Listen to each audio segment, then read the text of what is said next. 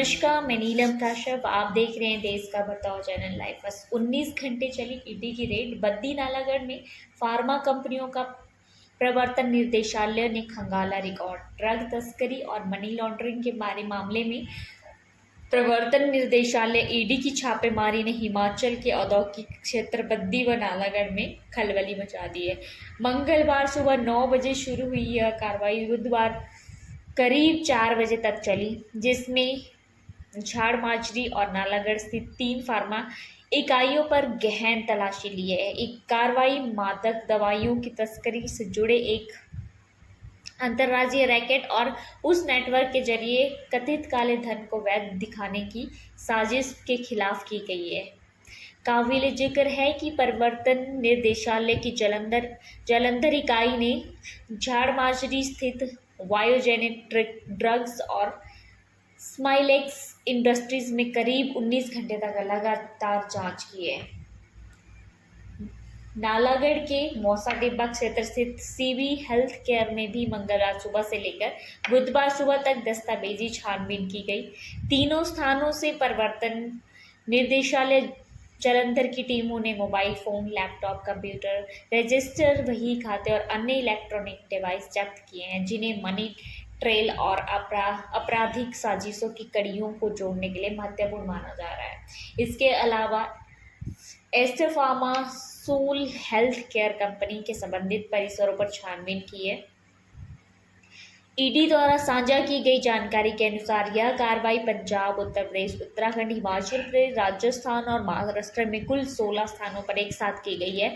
जांच पंजाब पुलिस द्वारा NDPS act 1985 की विभिन्न धाराओं के तहत दर्ज की एफआईआर के आधार पर शुरू की गई थी। जांच में यह बात सामने आई है कि कुछ फार्मा कंपनियों के माध्यम से ट्रामाडोल, अल्प्राजोलम जैसी मादक दवाइयां भारी मात्रा में खरीदी गई और उन्हें काले बाजार में उच्च दामों पर नशा कारोबारियों को बेचा गया।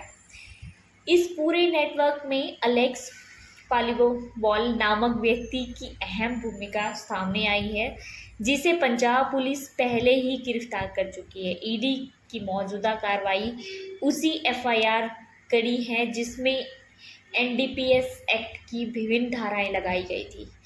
पालीवाल के अलावा कई अन्य व्यक्तियों की भूमिका भी जांच चल रही है। बीबीएन क्षेत्र देश का सबसे बड़ा फार्मास्यूटिकल हब है, जहां सैकड़ों कंपनियां सक्रिय हैं। इस कार्रवाई के बाद फार्मा सेक्टर की साख पर गंभीर सवाल खड़े हो गए हैं। ईडी द्वारा जिन दस्तावेजों और इलेक्ट्रॉनिक डाटा को जब्त किया गया है उनकी फॉरेंसिक जांच की जा रही है।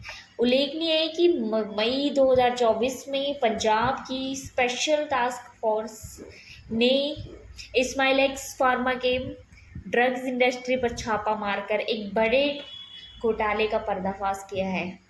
जांच में खुलासा हुआ था कि 8 महीनों में इस कंपनी ने 20 करोड़ अल्प्राजोलम टैबलेट्स का उत्पादन किया था। इसके अलावा पंजाब में एक बिना लाइसेंस वाले गोदाम से भारी मात्रा में प्रतिबंधित दवाइयां बरामद हुई थी।